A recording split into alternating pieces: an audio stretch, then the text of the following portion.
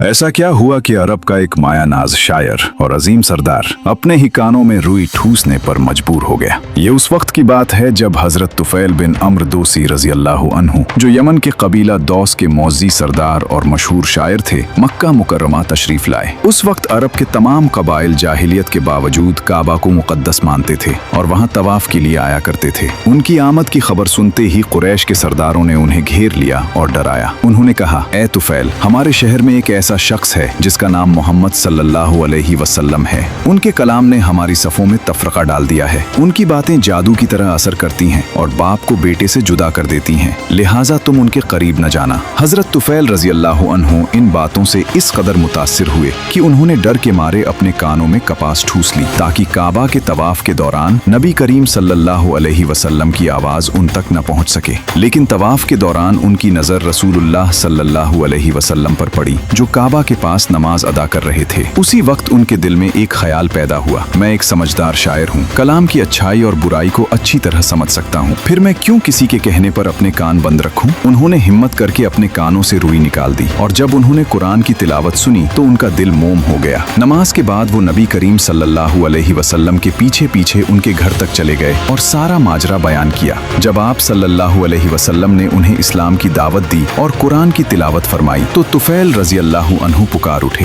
खुदा की कसम, मैंने इससे ज्यादा खूबसूरत कलाम कभी नहीं सुना। और उसी वक्त उन्होंने कलमा पढ़कर इस्लाम कबूल कर लिया। इस्लाम लाने के बाद उन्होंने अर्ज किया, ए अल्लाह के रसूल सल्लल्लाहु अलैहि वसल्लम, मैं अपनी कौम का सरदार हूँ, मुझे कोई निशानी दे दीजिए ताकि मैं उन्हें जाकर इस्लाम की दावत दे सकूं। अल्लाह ताला ने उनकी पेशानी पर एक चिराग जैसा नूर पैदा फरमा दिया, लेकिन उनकी दरख्वास्त पर वो नूर उनके चाबुक के सिरे पर मुंतकिल हो गया, जो अंधेरी रात में मशाल की तरह रोशन रहता था। इसी मोज़े और उनकी मेहनत की बदौलत उनका पूरा कबीला इस्लाम ले आया और इसी कबीले से बाद में मशहूर सहाबी हजरत अबू हुरैरा रजी अल्लाहु अन्हु भी हुए।